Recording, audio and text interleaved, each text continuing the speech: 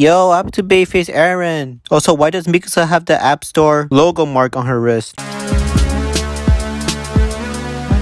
Here we go again, another time skip episode with more insight content. Though before we dive right into that, the episode starts off where it last left off with Eren talking to his own reflection, saying the word fight repeatedly in a serious way. Then Hanji comes in and asks Eren why you're talking to yourself in the mirror. As she proceeds to figure out what Eren meant when saying fight, she notices he said it twice and thought of numerous meanings that Eren could have meant. As we see that Eren isn't responding to Hanji's speculations, she continues to speak with Eren while he's giving her the silent treatment until Eren finally snaps and asks Hanji, what do you come for? So Hanji said she came to chat as she recalls the time where she blabbered on about Titans to Eren a few years back. With her saying the following phrase, I honestly believe that you will never sacrifice Historia. After that conversation between the two, we get another time skip as I mentioned before to 2 years ago as we see Yelena with the volunteers and the scouts on the harbor. Yelena greets Eren saying it's been a whole year since he lifted the whole ship. As she draws her hand to shake Eren's, Levi steps in and pulls that similar scene where Black Panther said,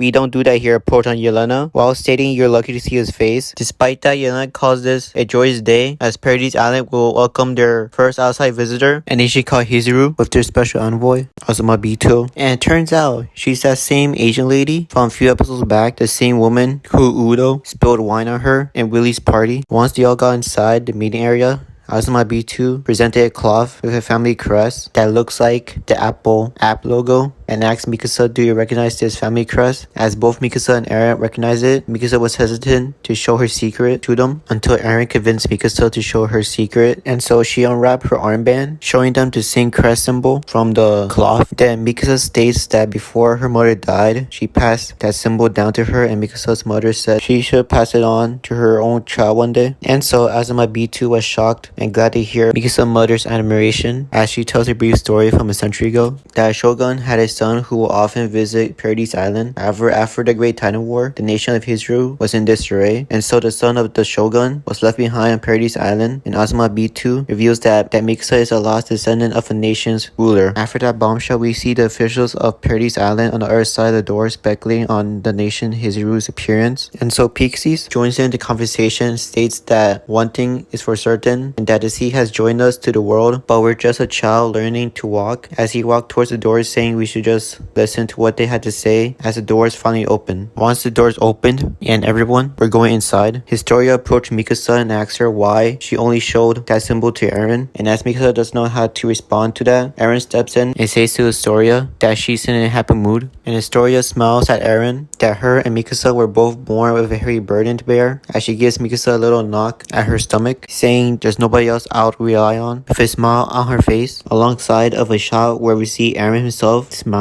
And let me just say, this is probably the last time we'll see Eren smile throughout this season. And so finally the meeting begins, and Azuma B2 starts off with saying a big thanks to Zeke Yeager for bringing them together, as she explains that they met in secret and reached an arrangement under the condition that they will see Mikasa, as it cuts off to a scene where Azuma B2 and Zeke are located in a shady warehouse as he presents her an ODM gear, which from Hizuru's reaction, she recognized the ODM gear, as Zeke was surprised that she knew what it was, since it's top secret in Marley. Then Zeke explains to Hizuru the ODM gear was made in Paradise Island and its use is to kill titans, as well as explain it to her that in order for the ODM gear to work, it needs a special fuel called Iceberg Stone, which can only be mined in Paradise Island. As Azuma B2 continues on with her story, she said if they cooperate with Zeke, her nation, Hizuru, could restore itself to its former glory with this iceberg industry. From that statement alone, everyone in that meeting from Paradise Island finds out her true ambition is to monopolize Paradise Island with its resource of iceberg stones. Hearing what she had to say, Historia asks Azuma B2 what arrangement she had with Zeke, as Azuma B2 tells her that Zeke has a secret plan that requires 3 points to protect Paradise Island with the rumbling. As she states her 3 points, the first point is a test run of the rumbling to show the world how devastating it is. The second point is Hizuru's cooperation to strengthen Paradise Island military until the use of the rumbling isn't necessary to use. And lastly, the founding titan and a titan with loyal blood must be passed down, where Zeke will pass his beast titan to someone with loyal blood, with that 13-year cycle to continue onwards with the person bearing as many kids as possible. After hearing all these points, Historia said she will inherit the beast titan as long as the rumbling secures the island's future. With all that information being thrown to everyone everyone's face, leaving them with no other options. Aaron stood up from his chair as he expressed his thoughts on this matter. As Aaron says, after years of being trampled on, they have to resort to breeding like livestock, where if this is the price to pay to live, then Zeke can take his plan and shove it. With anger flowing through Aaron's eyes, it really demonstrates that he doesn't want Paradise Island to go through with Zeke's plan at all. As he adds on, it will be a big gamble to try out the rumbling, as Paradise Island needs to spend time exploring other options for the island's future. After that meeting from the past, we are now in the present, where Hanji is still talking to Aaron about the island's future, as she mentions to Aaron why he had to go put the island in danger if he really cared about Historia's future. Finally, we get to see Aaron talking to Hanji. However, he completely ignores Hanji's question, as he tells her he ate the Warhammer Titan, and with his hardening abilities, he states he could leave the prison whenever he wanted it. He also reminds Hanji, since he's the holder of the founding Titan, they can't kill him, or Zeke for that matter. Then Aaron comes closer to Hanji and asks her what it is that she can actually do, as he grabs her by her clothes, pulling her towards the bars, as he yells, "Tell me, if you got some plan, let's hear it," as Aaron threatens to transform with sparks popping off. Seeing this, Hanji immediately backs off from the grip and calls Aaron a pervert and idiot as she leaves him be. Shifting away from Aaron's temperament, we see President Historia is now pregnant and is being well taken care of by some unknown man who asks her to come inside the house to relax. Right after that, we see a transition where a group of men drinking wine around a table, where one of them was talking smack about Historia and called her a low-bred girl who made out with some random guy. Then a different guy from the same table asks him to knock it off and explain that this unknown guy who was taking care of Historia is someone who was close to her during her childhood. With that being said, the guy who was talking smack about Historia doesn't acknowledge that info one bit and says they should just make her eat the Beast Titan, pregnant or not, whereas the guy who told him that information said it would be too risky for Historia to inherit the Beast Titan because she's pregnant and wouldn't want to sacrifice a baby. After that whole conversation, we transition to a railroad being constructed by the scouts, with Aaron being there in the construction of the railroad, which means that this is once again another time skip from quite possibly 2 years ago. While we see the scouts hammering the rails down, Hanji and Levi came to visit on their horses. Then once we see everybody saying their hellos, we see a funny scene where Levi is annoyed seeing everybody has gotten so tall these past few years. While everyone has gathered around, Aaron asks Hanji about the Hizuru deal,